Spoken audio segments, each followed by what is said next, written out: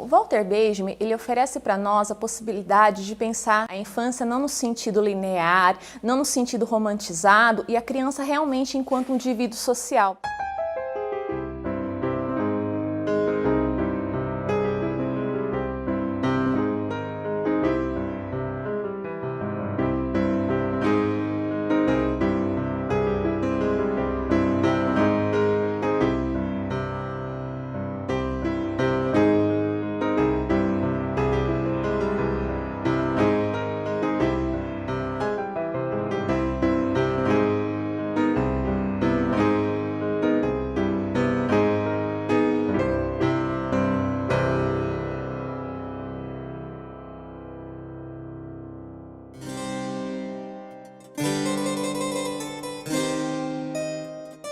A biografia do Walter Benjamin tem todo um relato do quanto ele nasce numa família abastada, uma família com tradição judaica, onde seu pai era banqueiro, sua mãe era filha de grandes comerciantes. E nós vamos encontrar na obra dele uma reflexão muito pertinente que nós desdobramos no campo da educação. Pensando seus referenciais teóricos, nós vamos ter Walter Benjamin como um dos pilares da escola de Frankfurt, uma escola que se debruçou a estudar o movimento da modernidade e a influência da indústria cultural, tirando de nós essa perspectiva da cultura como aquela que nos pertence, que tem a ver com as nossas construções, com a nossa identidade, e essa cultura se desvirtuando dentro de um processo de modernização, de industrialização, onde ela passa a ser produzida em série. Nós temos também, na obra do Walter Benjamin, um outro desdobramento teórico, que é quando ele envereda para premissas mais pontuadas dentro do materialismo dialético de Marx. A gente percebe que o tom da escrita dele se volta mais para o processo de alienação, discutir a modernidade, esse empobrecimento da existência humana, somada a essa questão da alienação do homem e da autoria do homem nessa sua construção enquanto sujeito social.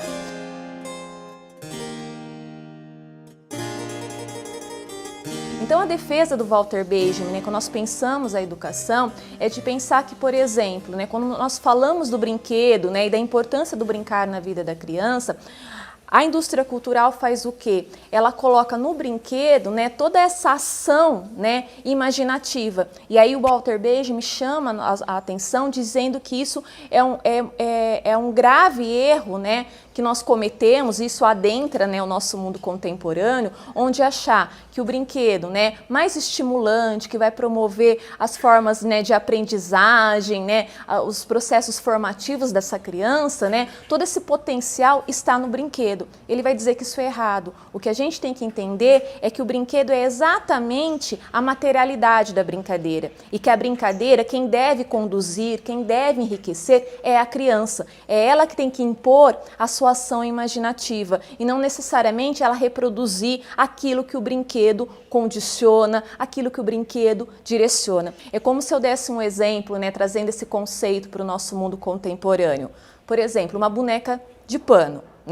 O que faz uma boneca de pano? De repente, se a gente traz esse contexto do Benjamin, que a ação imaginativa da criança é que vai fazer aquele brinquedo potencializar os processos formativos, a gente vai entender que aquela boneca de pano, não é que ela não faz nada, ela pode fazer tudo, desde que a criança interaja com ela, desde que a criança crie histórias, desde que a criança imagine e o contexto que ela está inserida promova esses elementos culturais para enriquecer essa brincadeira. Diferente do que faz a indústria cultural, quando coloca para esse consumidor a tendência que o brinquedo ou a boneca melhor vai ser aquela que fala, por exemplo, 50 frases, fala os numerais num outro idioma, onde a criança fica ali vendo o brinquedo brincar. Então, se eu quero pensar uma formação crítica, vamos colocar lá, o que a gente espera de projeção de princípios educacionais, a ideia da formação do humano. E aí, quando que a gente começa essa formação? A gente começa na infância,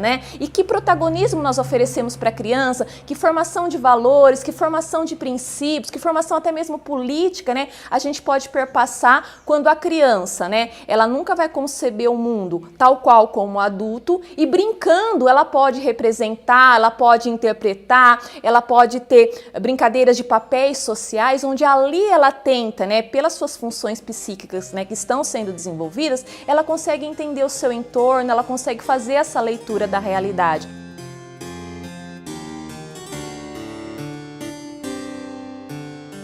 A gente percebe que a grande discussão que ele deixa para os educadores, sejam eles professores ou até familiares, é essa dimensão de realmente o brincar, né, ele ser colocado, né,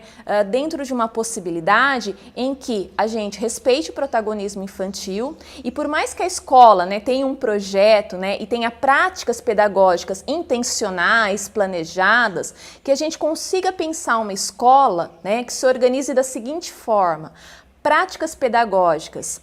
para as crianças, então é quando o adulto se projeta, é quando o adulto organiza, é quando o adulto intencionalmente pensa aquilo que ele vai formar na criança, mas ele chama a atenção para a gente equilibrar essa discussão, né, com também práticas que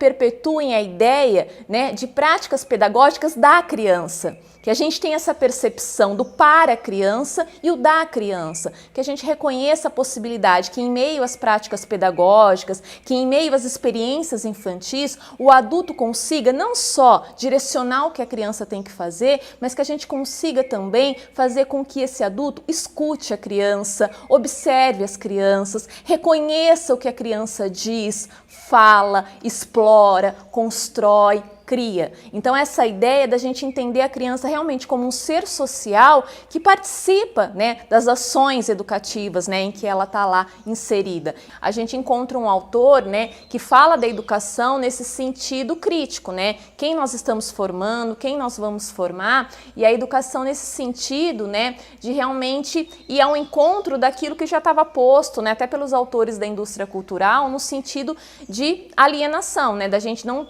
ter a formação de um indivíduo crítico, né, a ponto de se apropriar da cultura, né, e conseguir fazer uma leitura de mundo. Quando a gente pensa a questão do conhecimento, eu acho que existe uma defesa, né, da qualidade desse conhecimento, né, que esse conhecimento não seja empobrecido, reduzido, né, e sim que a gente consiga tornar então a cultura e o conhecimento acessível a todos. A gente pode entender que para os nossos dias, né, ele poderia nos ser útil, né, no sentido de ser contra uma educação, né, técnica, né, que formalize, né, que não dê essa perspectiva da reflexão, que não dê essa perspectiva do questionamento, né. Então acho que isso daria para nós essa perspectiva de trazer para os dilemas contemporâneos essas duas reflexões, né, que a gente democratize o conhecimento, né, que todos tenham acesso, né, a se apropriar dos bens culturais, mas que ao mesmo tempo a gente faça isso dentro de uma condução qualitativa, né, que as pessoas tenham acesso realmente não a um ensino, né, aligerado, né, fragmentado, superficial, que as pessoas consigam e tenham esse direito garantido de realmente se formar, né, a partir de um conhecimento sólido, constituído, e que aí a gente configuraria essa ideia, né, de ser um patrimônio da humanidade e não só, né, um privilégio de algumas camadas sociais.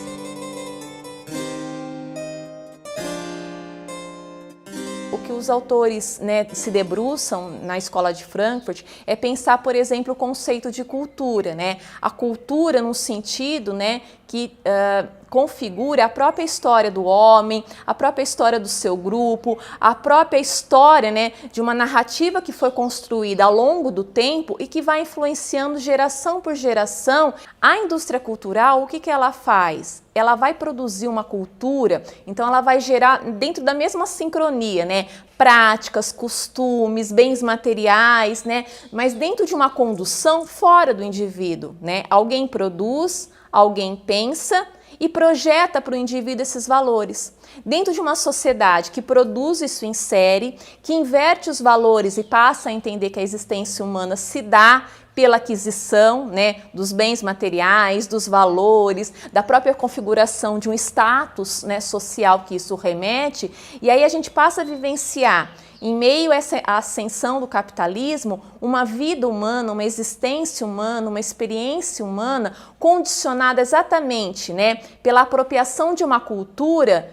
que tem dentro da sua configuração a inexistência do indivíduo na sua construção.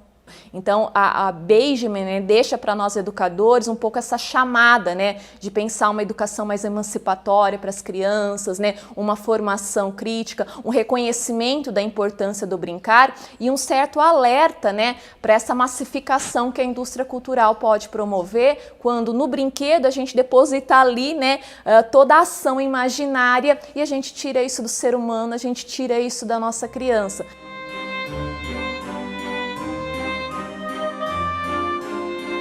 Eu recomendaria, em primeiro lugar, né, eu acho que é um dos principais textos, né, onde ele lida tanto do ponto de vista conceitual quanto a uma sistematização de exemplos, que é o livro Reflexões sobre a Criança, o Brinquedo e a Educação.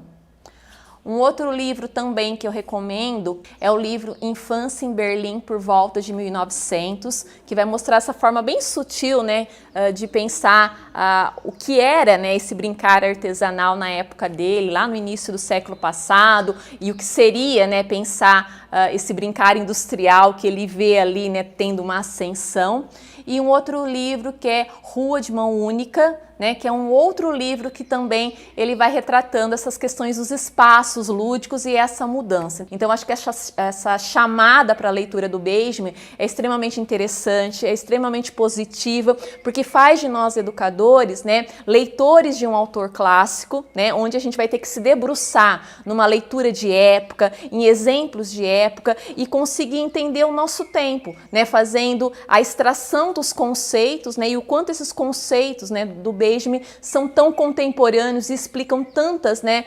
tantos desafios, né, e tantas lacunas que nós temos hoje para pensar, né, a educação das nossas crianças.